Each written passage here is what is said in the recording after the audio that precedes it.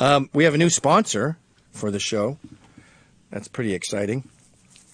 Black Rifle Coffee will be sponsoring this new evolution of the Anthony Cumia Show with me as the host from now on.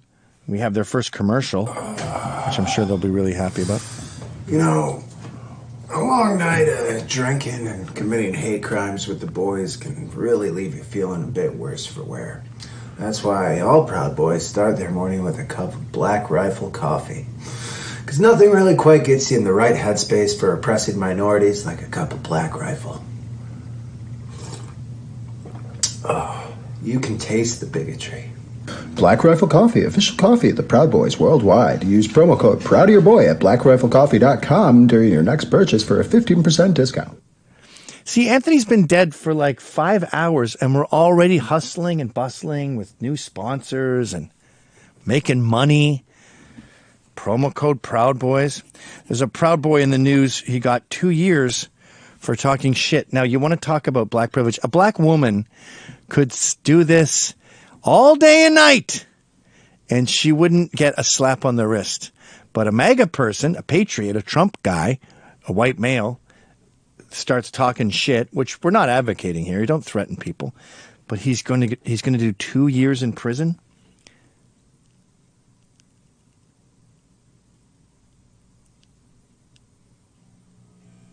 Your app froze. South Carolina man linked to Proud Boy sentenced to 28 months in prison. Wait, that's not 2 years. Oh, well, it's a little bit more. A man convicted of threatening a former federal prosecutor for her comments on the leader of the extremist group, the Proud Boys, will spend more than 2 years in federal prison. He was charged with making interstate threats. What was his threat? Does it have it? Tuesday. Attorneys showed a pattern with him, starting with the riots on January 6th. The victim also spoke to the court over the phone, telling the judge about the impacts these threats had on her life. She said they scared her coworkers and children and forced her family to take extra security. Dude, try being me, you fucking stupid bitch. I get threatened on a daily basis. Try being a Trump supporter. His lawyer called it a misguided passion. His attorney said there was no planning involved in these threats, and he used his real name and phone number while making the calls, adding that he had been drinking and not slept the night before. His mother and wife gave emotional statements. Jesus Christ, he's going to be away from his family for 2 years. I would love to hear what he said. He probably said, "You're fucking dead, bitch."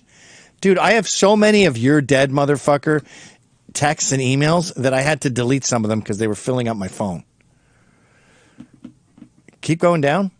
That's about it. There's nothing. So they don't say what it was. Yeah. Because I think it was phone calls. Yeah. Well, they should have the transcripts.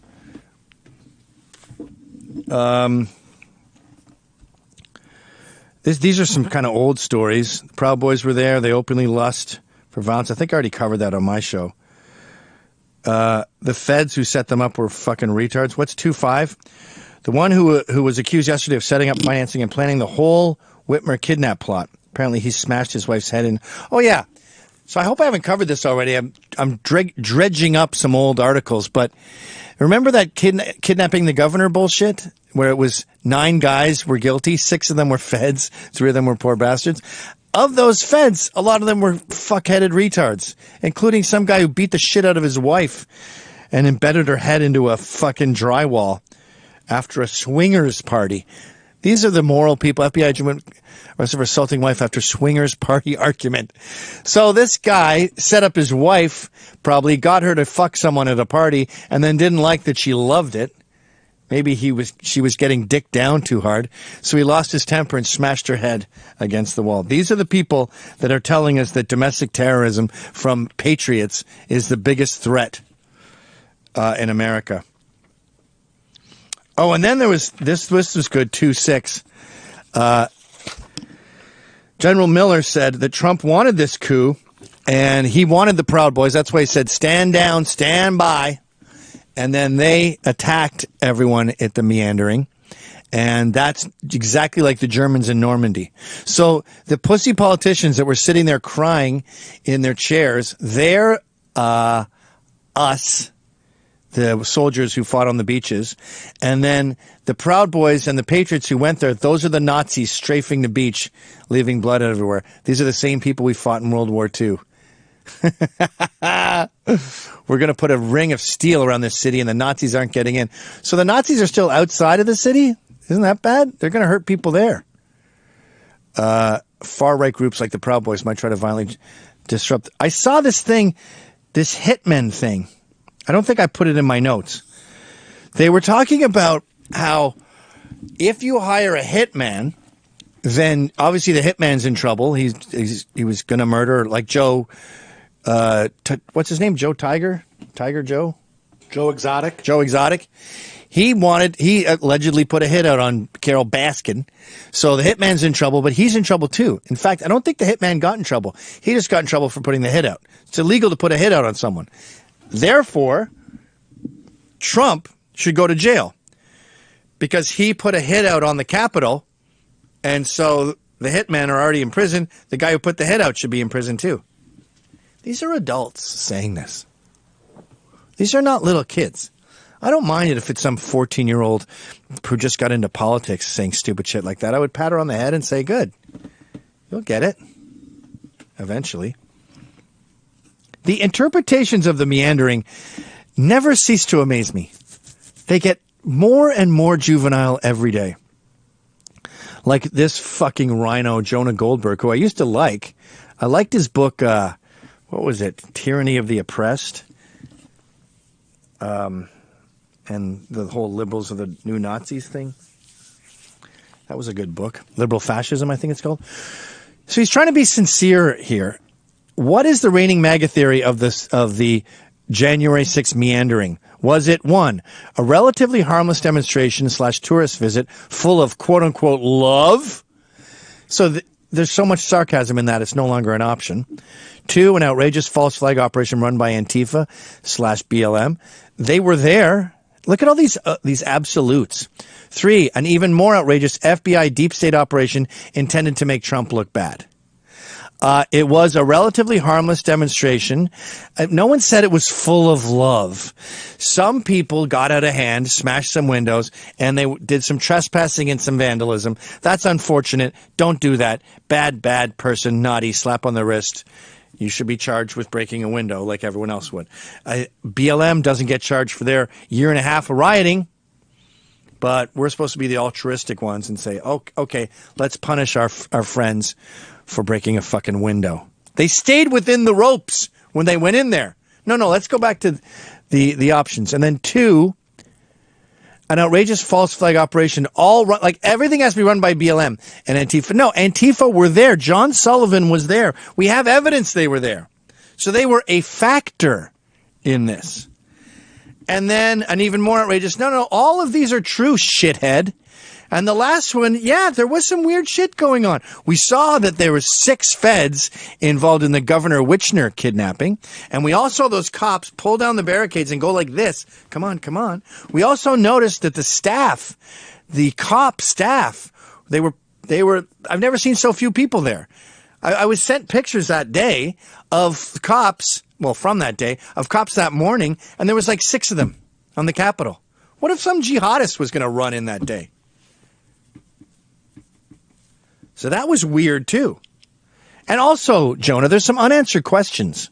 Here, go back to that tweet. If you go down a bit, I think Dinesh D'Souza responded or someone. Oh, shit. I always think that these tweets are stagnant, but every time you check out on them, they keep going. Because other people, sane people are going, there's other options there, Jonah, you fucking dick.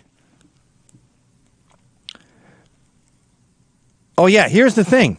CF30, I think that has the Hitman analogy. Does it? Oh, here we go.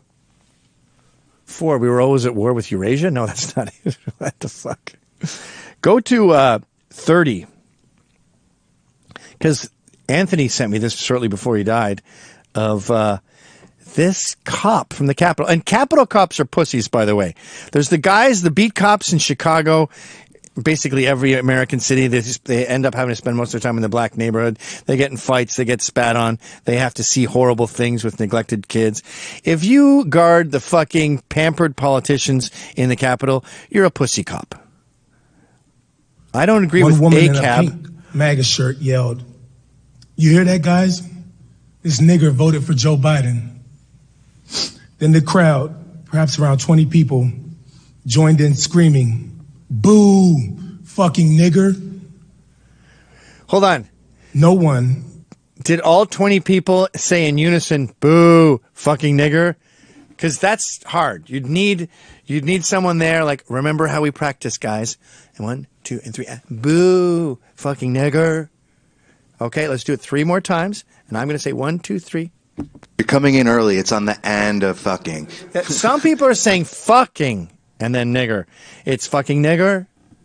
We went through this in the auditions. And how many millions of hours of footage are there from the meandering? If this happened, we'd be seeing it for the rest of our lives.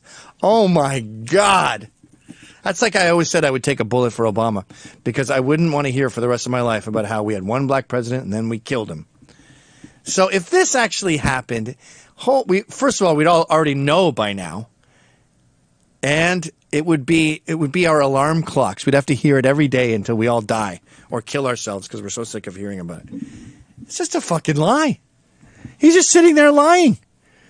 He has no morals, no scruples. Just sits there and makes up a bunch of shit. What a fucking loser. I bet you anything we'll start seeing footage too because people put it together of him and every interaction he had that day. And you're not going to see a lot of people saying weird racist shit in perfect unison. All 20 of them. What the fuck? We saw the people talking to each other. People didn't know each other. There was the guy with the horns. He seemed to have about 3 buddies with him, but that was the biggest crowd of people on the same page as far as they came there together. Everyone else was just like in groups of 1 or 2. So groups of 20 people saying racial epithets in unison. Not true. Not so. God, I wish Anthony was alive for that. Yeah, all cops are not bastards, but some are. Some are dicks. Look at this cunt Joy Reid defending Antifa. See, we noticed that there was, I'm going to say, this is what I personally believe. I know for a fact that John Sullivan was there. I know for a fact he's the one who encouraged Ashley Babbitt to jump in through the window, which led to her death. I know for a fact that CNN paid him $70,000 for his footage. I know for a fact that he showed cameras dressing up as a MAGA person, and he is Antifa. All that's facts. What I can't prove, but what I believe I saw in the footage is 4 or 5 Antifa-looking goons at one of the barricades pushing it forward and egging people to move in. Did that lead to the entire thing? No. But it definitely helped get things going, so they were part of this thing. Doesn't mean they have to have controlled the entire insurrection. So what the left does is they take that one truth where Antifa was involved to a tiny degree, and they say, now these losers are saying Antifa did the whole thing, and there was no patriots there at all, and it was all people in disguise. They take your point, your truth, and they stretch it into ridiculous straw man hyperbole, and then they knock that down and think they've won. That's what Joy Reid does here in 2-8. I hate her. She's an immigrant. Came here from Africa, goes to Harvard, and just shits on America all day. She's so smug, too, with this eye-rolling smile. Grateful on today. What the fuck does that mean? The bird that is the bald eagle? What are you talking about? You mean grateful today? Grateful on today that we won't be subjected to Jim Jordan screaming at these police officers. All of a sudden, she loves cops. And he and Rep. Jim Banks shrieking irrelevancies about Antifa and Black Lives Matter to distract from these crucial Jan 6 hearings and turn them into a Fox News circus. I mean, that's another reason why I kept begging guys not to go, because I knew, just like Charlottesville, they would take this couple freaks and extrapolate this into what is wrong with America, what's wrong with the right, blah, blah, blah. Don't give them that fodder. You know, Glenn Beck's producer says, how did you know that January 6th was going to be a mess? Prove it. I go, it's very simple. November, Proud Boys go there for a rally. They get stabbed by black thugs because a woman, black female conservative, started some shit. And they were threatening, they were about to kill some white guy in a suit. They were just hunting old white men for sport, like a safari. And she says, oh, hell no, we ain't doing this. Proud Boys could have de-escalated it and said, guys, what the fuck's going on here? But she jumps in, so they stab her. And then they say, I've been waiting all night for this. And they stab Enrique, another guy, and then Noble Beard. They stab him really bad. The takeaway is Proud Boys go to D.C. and stabbing ensues. That's the headline. Then a month later, they're in D.C. and they go to this conservative bar, Harry's, because the owner's brother's a cop. I know him. And some black Antifa dude shows up with a knife, ready to rock. Again, Proud Boys could have de-escalated this, I think. But some bitch gets in there and she's like, oh, no, fuck this. And she grabs a knife, grabs him, rips his mask off, and then he stabs at her. They stop it. They get involved. They protect her, and they get stabbed twice. Again! The headline is, Proud Boys go to D.C., a stabbing ensues. And they even frame pictures of that article and cut out the guy's knife. So you just see, I think, a Proud Boys knife, and you don't see the other guy coming in with his knife. Or maybe the Proud Boy didn't even have a knife, and they just cropped out the black guy's knife. Anyway, so that's two. And in that second rally, by the way, they did a great job. The Antifa really did some bad PR. They're beating up old people, old ladies. They attacked some black single mom who had her kid. So I was like, guys, please, I think you made your point. We're good now. You did great PR. Everything's awesome. And then there was January 6th. And Noble Beard came on the show and he said that he heard that they were giving out gun permits to people who had gun permits in other states, which DC's not big on the Second Amendment. So the assumption I made is if they are giving out gun permits, they're going to give it to liberals and lefties and not MAGA. And hopefully the shooting will ensue. And then, just like the previous two headlines, the headline would be, Proud Boys come to D.C., people get shot. So I said, don't walk into that trap. You got stabbed twice. Noble Beard was at both stabbings. So was Enrique. You got stabbed twice. Now you're going to get shot. And the media's takeaway will be, you lead to shootings. So please don't go. Now, the shooting things didn't pan out, but we saw that they used this as fodder, and they won't fucking shut up about it. The New York Times just got in shit. Some Asian woman who, I guess she sees that there's Asian hate crimes going on, so she decides to ignore the blacks doing it and put it on MAGA, and now MAGA are enemies of the state. She put out on Twitter, this is 2-9, that we should be called enemies of the state. And when I say we, I mean not just the people that were at the meandering, but any Trump supporter. That's what they believe. Pull that fucking bitch up. New York Times reporter deletes tweet calling Trump supporters enemies of the state. You know why they use this vernacular? They don't say we're jerks or we're dicks or we have little dicks or we have mommy issues or any other sort of personal insight. Enemies of the state means they have to be arrested. They have to be put away. They are dangerous. That's a very communist way to behave. Go up a little bit. No, not that far. The DOJ scribe then suggested that since Congress left the investigation into the Republicans' alleged collusion with Russia and to impeach us unresolved, lawmakers could not be trusted to probe the deadly riot at the Capitol. Oh, it was so deadly. That leaves it up to voters, making even more essential free, fair access to the polls, she wrote. About 8 hours later, the tweet and his thread were deleted and referenced by a post by Benner that read, I deleted unclearly worded tweets. She got a call from her boss who said, you're going to get fired if you don't get that down. She did not further clarify why she deleted the tweets and if she did so at the paper's demand. Her comments were slammed by critics, including prominent journalists and lawmakers. That's the best summary of the Biden-Mins domestic national security strategy I've ever read.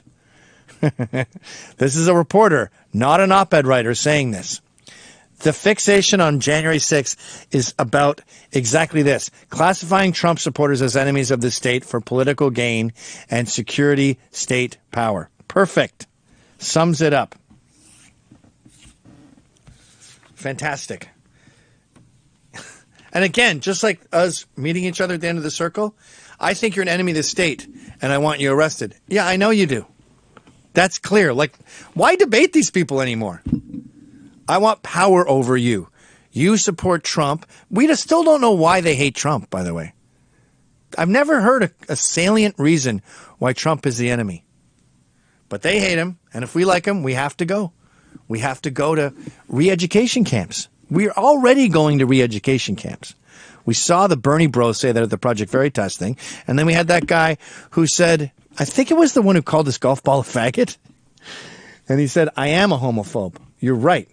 But I'm going to go to a center and learn how to de-homophobe myself. In other words, a re-education camp. I am a homophobe. You got me. Now together we have to fix it. I saw this COVID dude. Look at this fucking pussy, 3-3. And the woman who put it up said, I have more testosterone than the average liberal today. Do you ever just sit around and suddenly remember that you've been living through an unprecedented traumatic crisis event for the past year and a half and will probably be dealing with the profound psychological consequences for years to come? What a fucking...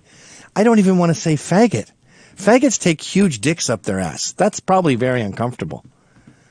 He's sub-fag. Unprecedented traumatic crisis. Like, sure, if you're 6, I'm sure there will be long-term effects. My youngest boy washes his hands for like 2 minutes every time he goes to the bathroom.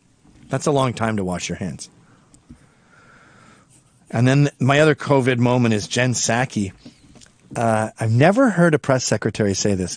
He asks her a question about the vaccine, and her response is, why do you need that information? Most are asymptomatic if they are individuals who are vaccinated who get the virus. We are in a different place in terms of the impact of individuals who may have, as you said, breakthrough cases. But why not just provide the number? Are you trying to hide something? No, but why do you need to have that information? Most are. So the reporter wants to know how many people have transmitted the disease after having the vaccine. Pretty important question. Dude, I'm hearing some scary numbers about people who have died from the vaccine. I'm hearing numbers like 60,000.